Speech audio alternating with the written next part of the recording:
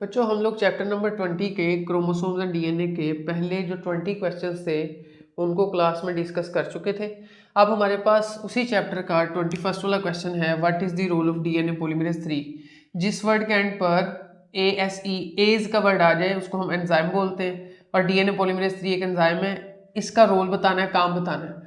तो सबसे पहले आपने याद रखना है, इसका पहला काम होता है कि डिमर के तौर पे काम करता है। डीएनए पॉलीमरेज 3 डिमर के तौर पे काम करता है। What is meant by dimer, dimer का मतलब क्या है? डिमर एक ऐसे एंजाइम को बोलते हैं कि मैंने आपको बताया था कि जो हमारे पास डीएनए है वो डीएनए अपने दोनों स्ट्रैंड्स को ओपन कर लेता है। ओपन करने के बाद, खोल लेने के बाद, अनकॉइल कर लेने के बाद उसके दो स्ट्रैंड बनेंगे।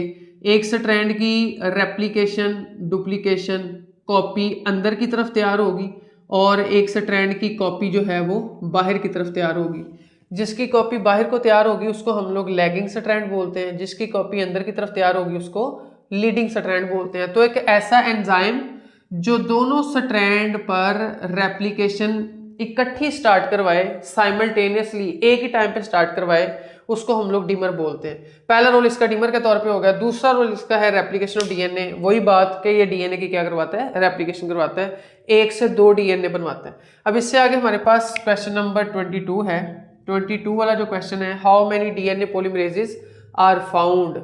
डीएनए पॉलीमरेजेस जो है ये कितनी टाइप के होते हैं?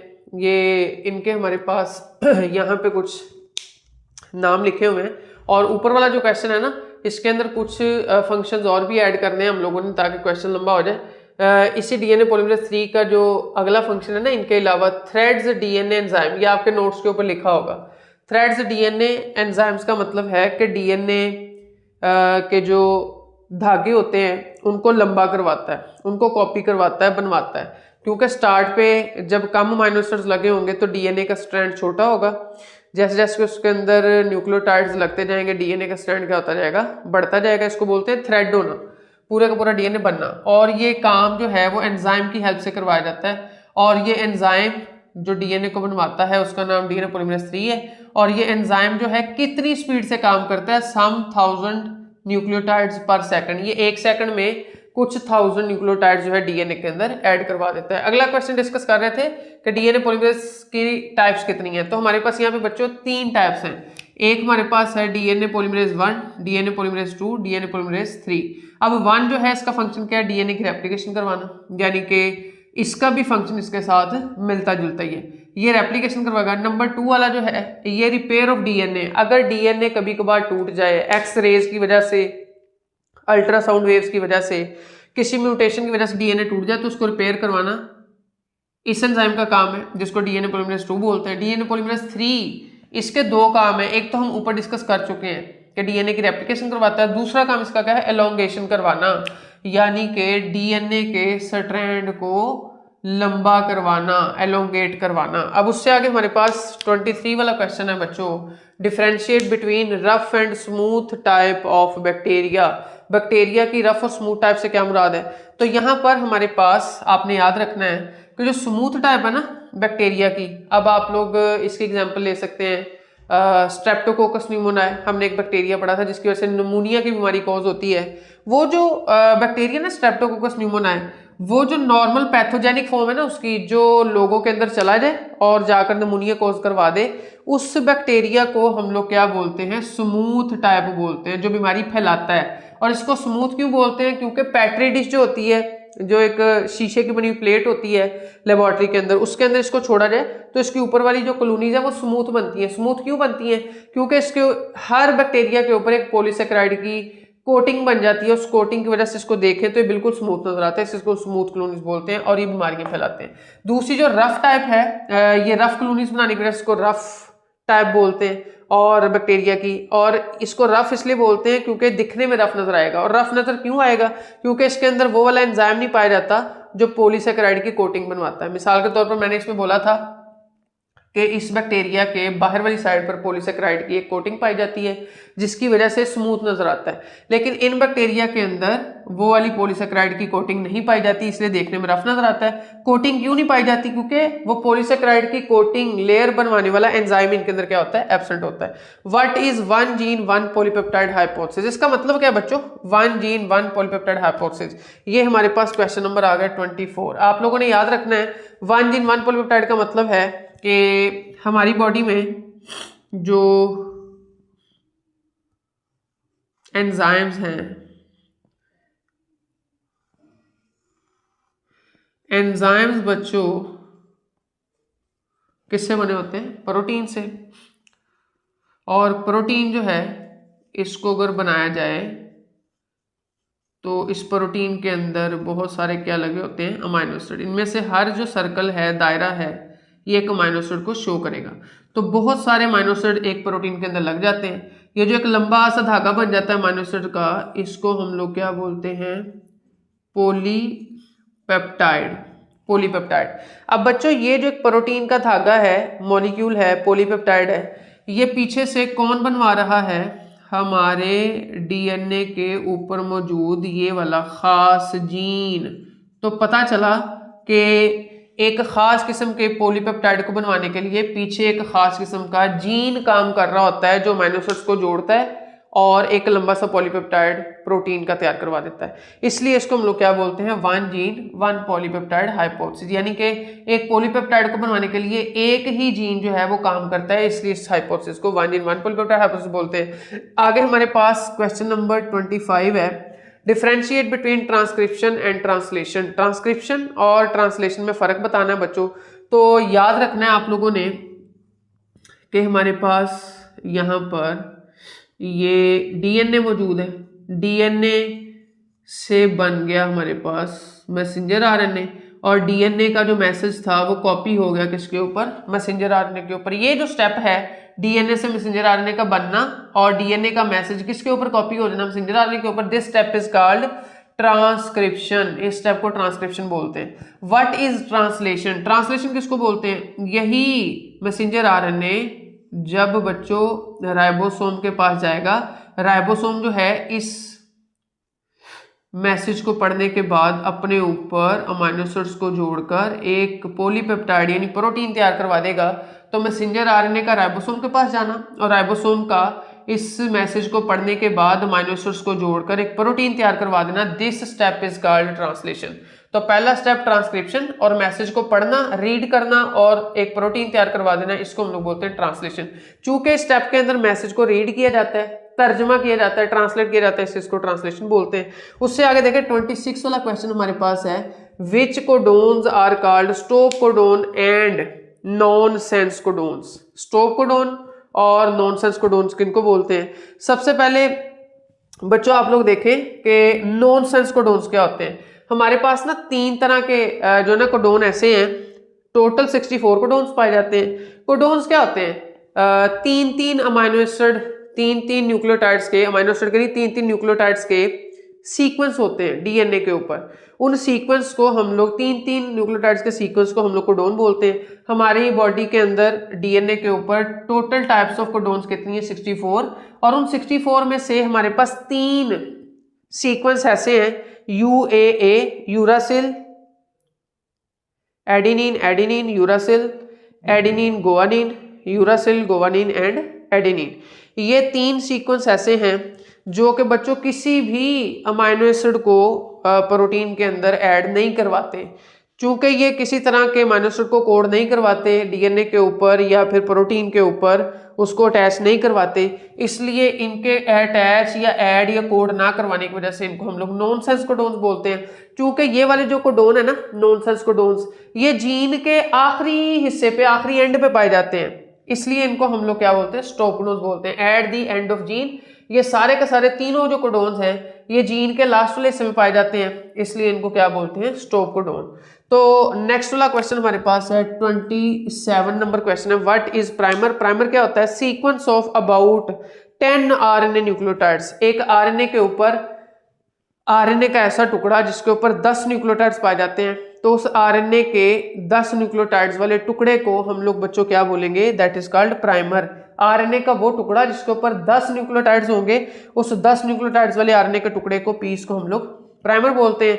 और ये जो प्राइमर है ये किसके जरिए से काम करना स्टार्ट करता है, प्राइमेज एंजाइम के जरिए से। इसके एंड पर भी ASE का वर्ड आ रहा है, इसलिए इसको एंजाइम ही बोलेंगे।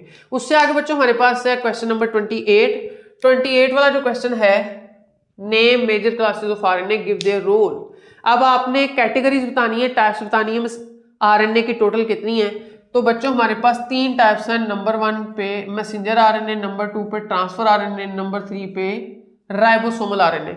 मैसेंजर आरएनए का काम क्या है, मैसेंजर आरएनए का काम है डीएनए का मैसेज राइबोसोम तक पहुंचाना, इसलिए इसको मैसेंजर आरएनए बोलते हैं। दूसरे नंबर पर हमारे पास है ट्रांसफर आरएनए। ट्रांसफर आरएनए का मतलब है कि अमाइनो एसिड पूरे सेल के अंदर बिखरे पड़े होंगे, ट्रांसफर आरएनए आएगा, इस अमाइनो एसिड को उठाएगा, यहाँ पे लगवा देगा, दूसरे को उठाएगा, उससे आगे लगवा देगा, तीसरे को उठाएगा, यहाँ पर लगवा देगा, इसी तरह लगवाते लगवाते एक लंबी चेन अमाइनो एसिड की बन जाएगी, प्रोटीन बन जाएगी।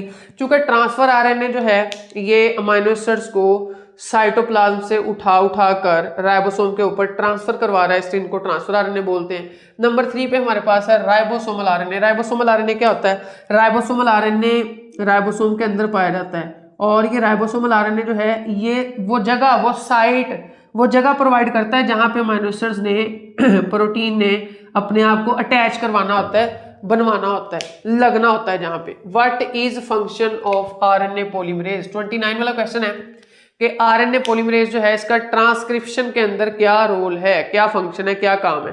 तो सबसे पहले बच्चों इसका काम है इनिशिएशन ऑफ ट्रांसक्रिप्शन।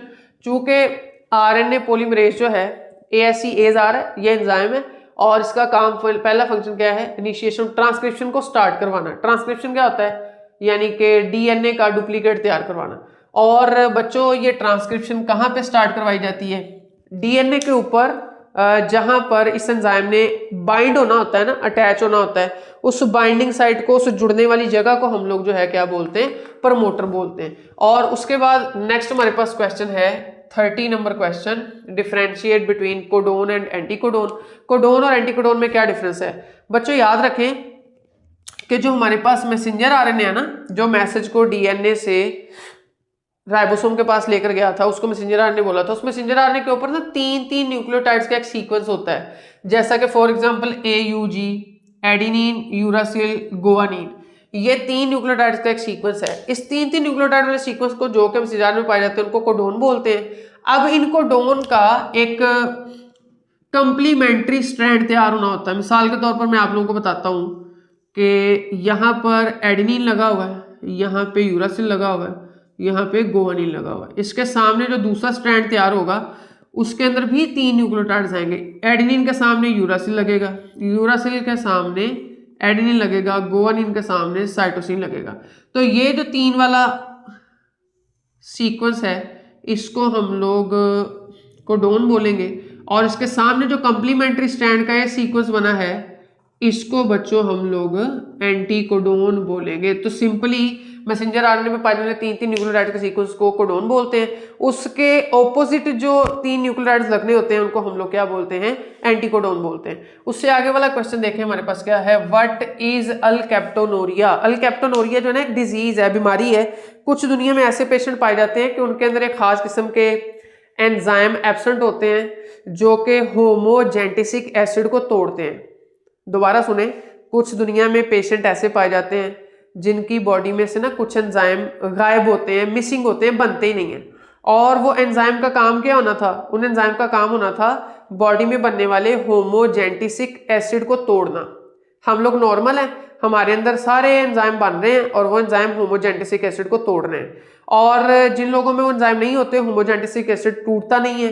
होमोजेंटिसिक एसिड जो है उनके यूरिन के जरिए से बॉडी से रिलीज होता है। जैसे वो लोग यूरिन को बॉडी से निकालते हैं, होमोजेंटिसिक एसिड भी यूरिन के जरिए से बाहर आता है। और होमोजेंटिसिक एसिड जो है वो ऑक्सीजन के साथ ऑक्सीडाइज होता है, ऑक्सीजन उसके अंदर मिलती है, उसके साथ रिएक्ट करती है और उस यूरिन का कलर ब्लैक हो जाता है। तो ऐसे पेशेंट जिनमें वो एंजाइम नहीं थे, होमोजेंटिसिक एसिड यूरिन से निकला और उसने ऑक्सीजन के साथ रिएक्ट किया और यूरिन का कलर ब्लैक कर दिया। इस बीमारी को, इस डिजीज को हम लोग अल्केप्टोनूरिया का नाम देते हैं। उससे आगे हमारे पास है 32 वाला question, give contribution of Vernon Ingram. ये बच्चों साइंटिस्ट का नाम है वर्नन इनग्राम। ये वर्नन इनग्राम जो है ना, इस साइंटिस्ट ने एक डिजीज डिस्कवर की थी और वो डिजीज हम लोग जो है बार बार फर्स्ट ईयर के अंदर भी पढ़ चुके हैं, सेकंड ईयर में भी आप लोग पढ़ चुके हैं।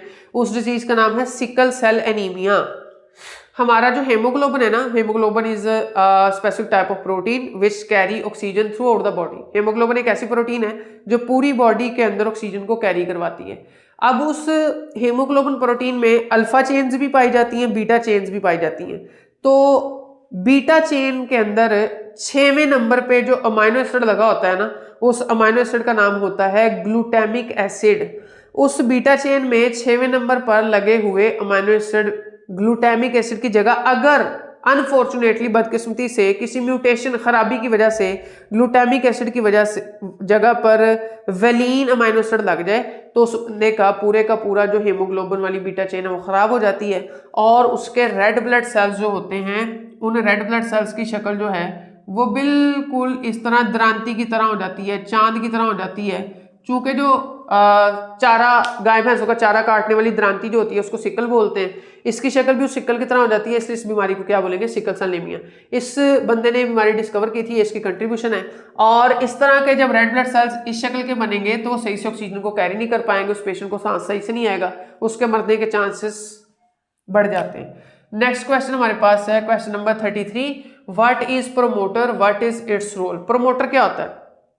प्रोमोटर मैंने आप लोगों को उधर भी बताया था कि जब रेप्लिकेशन स्टार्ट होती है, ट्रांसक्रिप्शन स्टार्ट होती है, तो ट्रांसक्रिप्शन, ये देखें बच्चों, हमारे पास यहाँ पे डीएनए से मैसेंजर आरएनए का बनना और मैसेज का कॉपी होना है, इसको हम लोग ने ट्रांसक्रिप्शन का नाम दिया था।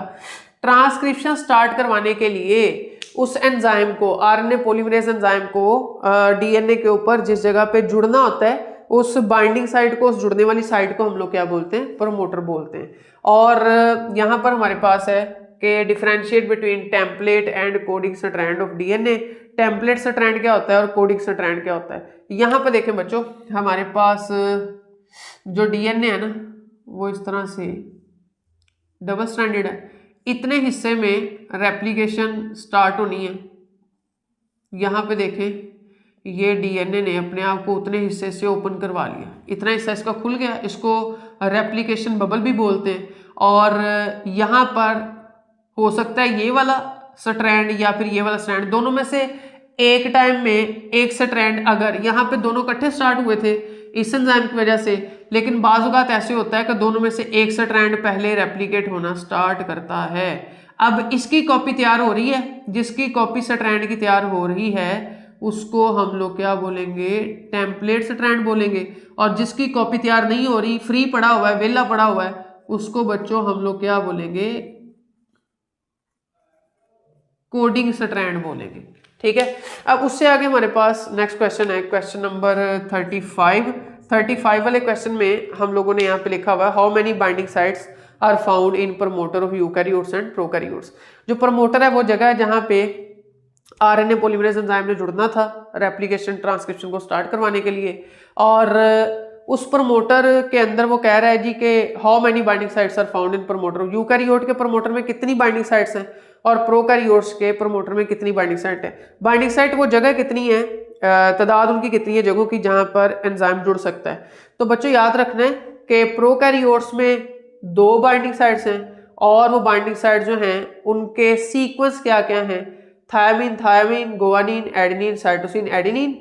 और अगला सीक्वेंस है thymine, adenine, thymine, adenine, adenine, thymine. ये 2 बाइंडिंग साइट के सीक्वेंस हैं। और ये वाला जो सीक्वेंस है ये 35 नंबर वाले अमाइनो एसिड पे पाया जाता है और ये वाला जो सीक्वेंस है ये 10 नंबर वाले अमाइनो एसिड से, न्यूक्लियोटाइड से स्टार्ट होता है। और उसके बाद बच्चों याद रखना है कि ये जो मैं अमाइनो एसिड न्यूक्लियोटाइड बोल देता हूँ ना, डीएनए और आरएनए की बात हो रही है तो न्यूक्लियोटाइड, और अगर प्रोटीन की बात हो रही है तो अमाइनो एसिड। और यहाँ पे हम लोग डीएनए की और आरएनए की ज़्यादातर बात कर रहे हैं तो ये जो तादाद है ये न्यूक्लियोटाइड की तादाद में बता रहा हूँ। अक्सर जो है ना वो गलती से अमाइनो एसिड भी मुंह से निकल जाता है। उससे आगे देखें बच्चों कि यूकैरियोट्स के ऊपर कितनी बाइंडिंग साइट्स है, 2 बाइंडिंग साइट्स हैं। इसकी जो बाइंडिंग साइट है एक 25 वाले न्यूक्लियोटाइड से स्टार्ट होती है और दूसरी बाइंडिंग साइट 75 वाले न्यूक्लियोटाइड्स बहुत सारे लगे होंगे। बाज़ एंजाइम जो है वो 25 वाले न्यूक्लियोटाइड पे जाकर जुड़ जाता है, वहां से प्रोसेस स्टार्ट करवा देता है। बाज़ 75 के ऊपर जुड़ जाता है, वहां से प्रोसेस स्टार्ट करवा देता है। इस वजह से कि एंजाइम इनके ऊपर आके जुड़ता है या फिर इनके ऊपर आके जुड़ता है, उस तादाद वाले न्यूक्लियोटाइड की वजह से इन सीक्वेंस को नाम दिया जाता है कि 35 है, 10 है या फिर 25 है, यहाँ पे 75 है। उससे आगे देखें बच्चों, क्वेश्चन नंबर 36 है, why a cap and tail is added to RNA when it leaves nucleus to cytoplasm. अब वो कह रहा है कि जब एक यहाँ पे मैं बनाता हूँ कि ये हमारे पास एक सेल है, सेल के अंदर यहाँ पे न्यूक्लियस है, न्यूक्लियस के अंदर वो कह रहा है जी कि एक आरएनए पड़ा हुआ है, ठीक है। इस आरएनए को न्यूक्लियस से कहाँ पर आना है, साइटोप्लाज्म में। साइटोप्लाज्म में भेजने से पहले इसके स्टार्ट पे एक कैप लगवाई जाती है और एंड पर जो है एक टेल लगवाई जाती है। वो कैप और टेल क्यों लगवाई जाती है? जो बच्चों इसके ऊपर टेल है ना, टेल, उस टेल का नाम है पोली ए टेल। पोली ए टेल का मतलब कि इसकी टेल के ऊपर बहुत सारे adenine adenine adenine adenine adenine nucleotides nitrogen bases लगी होंगी, यानी कि टेल वाली जगह पे बहुत सारे एडिनिन ही आते जाएंगे बार बार, से इसको पोली ए टेल बोलते हैं। और जो इसकी कैप है इसके ऊपर 7 मिथाइल ग्रुप लगा होता है, और ये कैप के ऊपर 7 मिथाइल और टेल के ऊपर पोली ए टेल क्यों लगवाते हैं, इसकी एक वजह है। जैसे ही ये आरएनए न्यूक्लियस से निकलकर साइटोप्लाज्म में आएगा, साइटोप्लाज्म के अंदर बहुत सारे इसको तोड़ने वाले एंजाइम्स पड़े हुए हैं। उन एंजाइम्स का नाम है न्यूक्लिएसिस एंजाइम्स हैं, फॉस्फेटेसिस एंजाइम्स हैं। वो जो एंजाइम है ना इस आरएनए के ऊपर आते ही हमला कर सकते हैं। उस हमले से इसको बचाने के लिए, टूटने से, इसकी ब्रेकडाउन होने से बचाने के लिए इसके शुरू पे 7 मिथाइल ग्रुप लगा दिया जाता है कैप के तौर पर, एंड पे पोली ए टेल लगा दी जाती है ताकि दोनों साइडों से कवर रहे और वो जो न्यूक्लियस और फॉस्फेटेसिस एंजाइम इसके ऊपर हमला करेंगे उनको अटैक करने के लिए जगह ना मिल सके, उस यानी कि इसकी प्रोटेक्शन के लिए दोनों चीजें लगाई जाती हैं। उसके बाद नेक्स्ट क्वेश्चन है 37 वाला, what is genetic code. Genetic code क्या होता है? डीएनए के ऊपर 3 न्यूक्लियोटाइड्स का एक सीक्वेंस होता है और वो सीक्वेंस ये बताता है कि डीएनए के ऊपर अब कौन सा न्यूक्लियोटाइड आकर जुड़ेगा। इस तरह के कोड को, इस तरह के न्यूक्लियोटाइड के सीक्वेंस को जेनेटिक कोड बोलते हैं। मैं आपको एक एग्जांपल देता हूँ कि घर के अंदर फैमिली मेंबर्स के डिफरेंट नाम होते हैं, ठीक है, तो हर एक को बुलाने के लिए उसका खास नाम पुकारा जाता है, बोला जाता है, और वही बंदा आपकी बात सुनेगा। ऐसा नहीं होगा आप नाम अली का ले रहे हैं और बात आपकी अहमद सुनेगा, आप अली को बुलाएंगे अली आएगा, अहमद को बुलाएंगे अहमद आएगा। इसी तरह हमारे पास जेनेटिक कोड है, डीएनए के ऊपर 3 न्यूक्लियोटाइड का एक सीक्वेंस होता है, वो सीक्वेंस ये बताता है कि अब डीएनए के ऊपर अगला न्यूक्लियोटाइड कौन सा जुड़ेगा, ठीक है। उस न्यूक्लियोटाइड को जोड़ने के लिए जो पीछे डीएनए के ऊपर एक खास किस्म का सीक्वेंस काम कर रहा होता है उसको क्या बोलते हैं? जेनेटिक कोड बोलते हैं। नेक्स्ट हमारे पास क्वेश्चन है question number 38, what is chromosomal aberration and point mutation. आप लोगों ने कुछ बीमारियां पढ़ी हुई हैं, उन बीमारियों के अंदर आपने सुना हुआ है कि बाज लोगों में 45 क्रोमोसोम चले जाते हैं और बाज लोगों में 47, 48 भी होते हैं, 49 भी होते हैं, यानी कि या तो एक मुकम्मल क्रोमोसोम का डिलीट हो जाना, ठीक है, कम हो जाना, या फिर किसी क्रोमोसोम का ज्यादा हो जाना, 1 का, 2 का, 3 का। तो इसको हम लोग इतनी बड़ी चेंज को क्या बोलते हैं? क्रोमोसोमल एब्रेशन बोलते हैं। और उसके बाद है पॉइंट म्यूटेशन। पॉइंट म्यूटेशन क्या होता है? पॉइंट म्यूटेशन में होता है कि एक आध न्यूक्लियोटाइड का डिफरेंस आ जाता है, पूरे का पूरा क्रोमोसोम खराब नहीं होता। क्रोमोसोम के ऊपर या तो कोई जीन खराब हो जाता है या पूरे डीएनए के ऊपर एक कोई ना कोई न्यूक्लियोटाइड टूट जाता है, ठीक है। ये न्यूक्लियोटाइड की जगह पर कोई ना कोई और न्यूक्लियोटाइड लग जाता है, जैसे मैंने सिकल सेल एनीमिया में एग्जांपल दी थी कि ग्लूटामिक एसिड की जगह पे वेलिन जो है ना अमाइनो एसिड लग जाएगा। तो पूरे डीएनए पे एक छोटी सी चेंज का आना, छोटे से न्यूक्लियोटाइड का खराब हो जाना, एक छोटे से अमाइनो एसिड का चेंज हो जाना, इसको हम लोग बोलते हैं पॉइंट म्यूटेशन। पूरे के पूरे क्रोमोसोम का या तो खत्म हो जाना या एक्स्ट्रा आ जाना, it is called chromosomal aberration. उससे आगे बच्चों हमारे पास क्वेश्चन है क्वेश्चन नंबर 39 वाले क्वेश्चन में आप लोग देखें कि what is phenyl ketonuria. Phenylketonuria से क्या मुराद है? तो फिनाइलकीटोनुरिया एक बीमारी है, डिजीज़ है। इस डिजीज़ के अंदर क्या होगा कि हम लोग जो नॉर्मल है ना, सारे लोग जिनको ये डिजीज़ नहीं है, नॉर्मल लोगों में एक एंजाइम बनता है, उस एंजाइम का नाम है फिनाइल एलानीन हाइड्रोक्सीलेज। ये एंजाइम जो है हमारे अंदर बनने वाले केमिकल फिनाइल एलानीन केमिकल को तोड़ता है और हम लोग नॉर्मल रहते हैं, हमारे अंदर कोई भी ब्रेन का दिमाग का कोई मसला नहीं आता। लेकिन कुछ लोग ऐसे होते हैं जिनके अंदर ये एंजाइम फिनाइल एलानीन हाइड्रोक्सीलेज या तो एब्सेंट होता है या फिर डिफेक्टिव होता है, बना होता है लेकिन वो ख़राब होता है, सही से काम नहीं करता। जिनके अंदर ये एंजाइम ना तो या तो एब्सेंट होता है या फिर सही काम नहीं करता, उनके अंदर फिनाइल एलानीन एक डेंजरस किस्म का केमिकल है, वो अकोमुलेट हो जाता है, उनकी बॉडी के अंदर जमा होना शुरू हो जाता है। उस केमिकल के जमा होने की वजह से उस ऑर्गेनिज्म का मेंटल रिटार्डेशन का प्रॉब्लम बनता है, यानी कि उसका दिमाग सही से काम नहीं करता, क्योंकि no brain development in infancy. जब वो ऑर्गेनिज्म बन रहा था उस दौरान, इन्फेंसी का मतलब जब वो इन्फेंट था, शीरख्वार बच्चा, यानी कि अभी वो बन रहा था बॉडी के अंदर, तो उस इन्फेंसी के दौरान, उसके बनने के दौरान उसके दिमाग की सही से डेवलपमेंट नहीं हुई थी। इस तरह उसका जो है ना मेंटल रिटार्ड हो जाता है, काम करना छोड़ देता है, और या फिर उसका दिमाग सही से बनता ही नहीं है, और इन्फेंसी में ही, शीर ख्वारगी में ही, बचपन में ही उसकी क्या हो जाती है, डेथ हो जाती है। What is sickle cell anaemia? Sickle cell anaemia का मतलब क्या है? सिकल सेल एनीमिया का मतलब है कि मैंने आप लोगों को उस क्वेश्चन में भी बताया था पीछे कि हमारे जो हेमोग्लोबिन प्रोटीन है जो ऑक्सीजन को कैरी करवाती है पूरी बॉडी में, उसकी दो टाइप्स की चेन्स होती हैं, अल्फा चेन्स भी और बीटा चेन्स भी। एक बीटा चेन के ऊपर जो है छठे नंबर पर एक अमाइनो एसिड होता है, 1 2 3 4 5 6, ये बीटा चेन है। बीटा चेन के ऊपर जो 6वें नंबर वाला ये आपके पास अमाइनो एसिड है, इसके ऊपर अमाइनो एसिड लगा हुआ है ग्लूटामिक एसिड। ये 6वें नंबर वाले अमाइनो एसिड का नाम है ग्लूटामिक एसिड।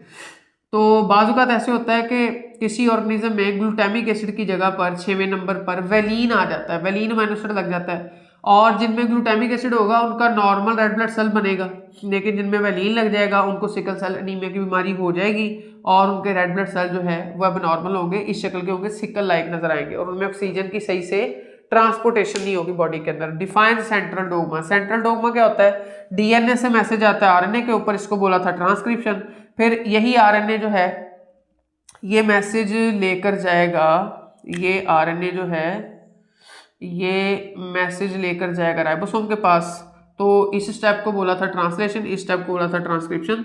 दोनों स्टेप्स को, ट्रांसक्रिप्शन एंड ट्रांसलेशन, दोनों को कलेक्टिवली मिलाकर हम लोग क्या बोलते हैं? Central dogma. What do you mean by mutation? Mutation क्या होता है? बाज़ औक़ात हम लोग जब एक्सरेज करवाते हैं या फिर अल्ट्रासाउंड करवाते हैं तो उनकी जो एक्सरेज की वेव्स या अल्ट्रासाउंड की वेव्स होती हैं वो हमारी बॉडी से जब गुजरती हैं तो बाज़ जगहों पर डीएनए के सीक्वेंस को तोड़ देती हैं, ख़राब कर देती हैं। उन डीएनए के ऊपर न्यूक्लियोटाइड के सीक्वेंस का टूट जाना, खराबी आ जाना, इसको हम लोग म्यूटेशन बोलते हैं। अब अगला क्वेश्चन इसी से रेलिवेंट है 43 वाला, व्हाट आर म्यूटाजेंस? म्यूटाजेंस क्या होते हैं? तो बच्चों जिन की वजह से, जिन चीज़ों की वजह से, जिन फैक्टर्स की वजह से डीएनए के न्यूक्लियोटाइड्स या सीक्वेंस टूटे थे, खराब हुए थे, म्यूटेशन आई थी, उन फैक्टर्स को हम लोग म्यूटाजेंस बोलते हैं, जैसा कि एक्सरेज या फिर हमारे पास अल्ट्रासाउंड वेव्स। उससे आगे वाला क्वेश्चन है 44 वाला, लास्ट क्वेश्चन है, differentiate between nucleoside and nucleotide. Nucleoside और न्यूक्लियोटाइड में क्या फ़र्क है? एक न्यूक्लियोसाइड जो होता है ना, जब एक पेंटोज शुगर, 5 कॉर्नर्स वाली शुगर या 5 कार्बन वाली शुगर, और इसका अक्सर हम लोग राइबोस नेम भी लेते हैं शुगर का, तो जिसमें पेंटोज शुगर हो और एक नाइट्रोजनस बेस लगी हो, उसके ऊपर पहले कार्बन के ऊपर नाइट्रोजनस बेस कोई भी हो सकती है, एडेनिन, थायमिन, गुवानिन, साइटोसिन। तो बच्चों इन दोनों को मिलाकर, एक पेंटोज शुगर और उसके ऊपर लगी नाइट्रोजन बेस, दोनों को मिलाकर एक मॉलिक्यूल बनता है, इस मॉलिक्यूल को बोलते हैं न्यूक्लियोसाइड। अगर इसी न्यूक्लियोसाइड के ऊपर पेंटोज और नाइट्रोजन बेस के साथ एक फॉस्फेट भी लग जाए तो इन तीनों को मिलाकर हम लोग क्या बोलते हैं? न्यूक्लियोटाइड। ये बच्चों चैप्टर नंबर 20 जिसका नाम क्रोमोसोम एंड डीएनए था, उसके शॉर्ट क्वेश्चंस क्या हो गए? कंप्लीट।